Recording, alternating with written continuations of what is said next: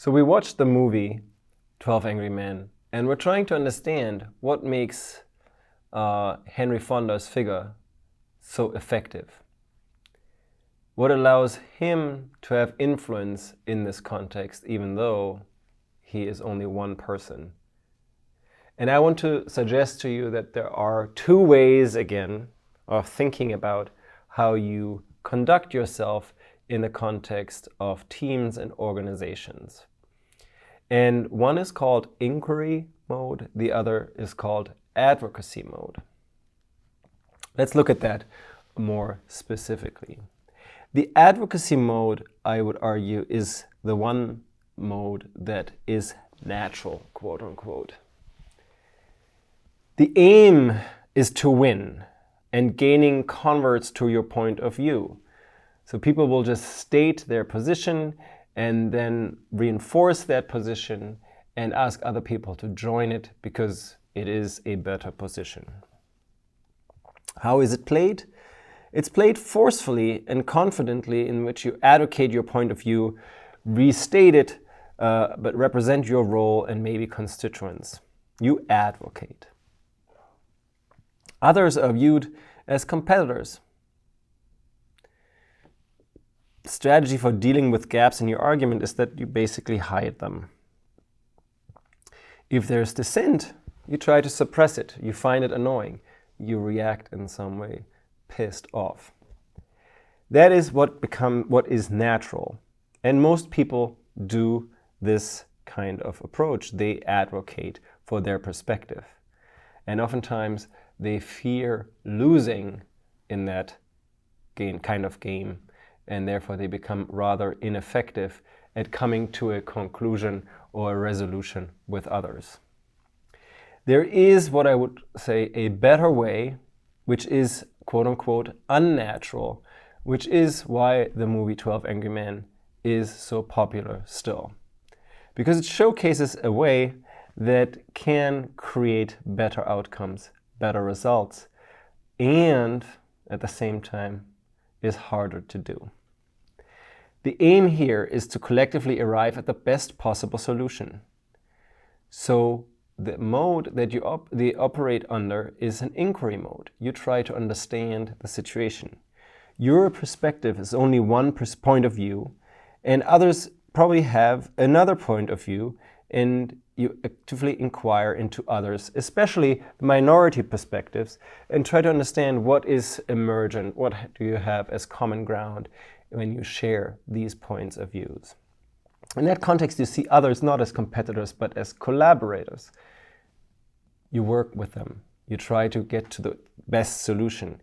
And you try to understand the gaps in your view, the blind spots. You try to reveal them and try to understand them, much like Henry Fonda did in his strategy of arriving at a conclusion in the verdict.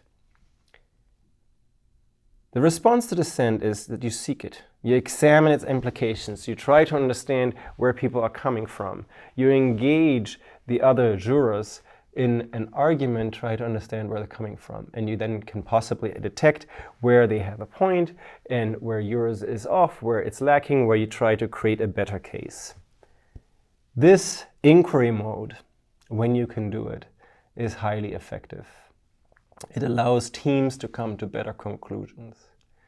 And you can see in many ways how teams, and how we've seen this in the Lego exercise, how we've seen this in the survival exercise, typically do better when they engage with each other based on this inquiry mode.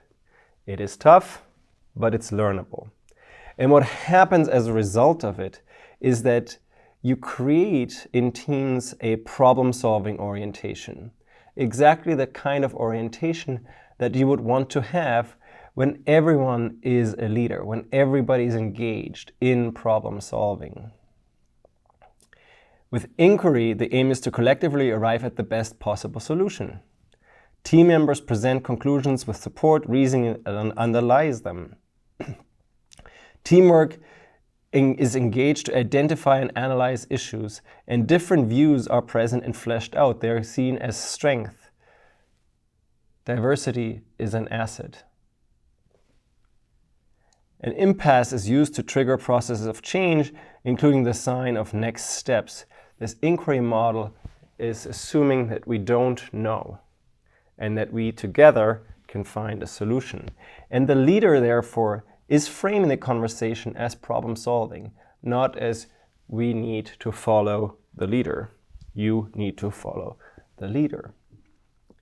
The leader, therefore, facilitates a dialogue, inquires into silent perspectives, helps members walk down ladders of inferences, and highlight discrepancies as puzzles. The leader is a facilitator. He or she helps draw out relevant experiences and makes connections, tells a different story, seeks dissent when none exists. He/she recognizes an impasse and suggests alternative strategies, much like Henry Fonda did. The team member's role is asking questions to ensure understanding of agreement with the frame. It's important that they observe the process when not in the hot seat to help keep problem-solving orientation. They are co-facilitators of that process.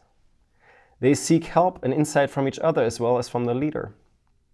They offer different perspectives, whether it's one's own view or as devil's advocate. It's to get to understand the blind spot. They help brainstorm alternative strategies. So it is much more of a collective inquiry process that is seen as the source of real strength and advantage in great teams.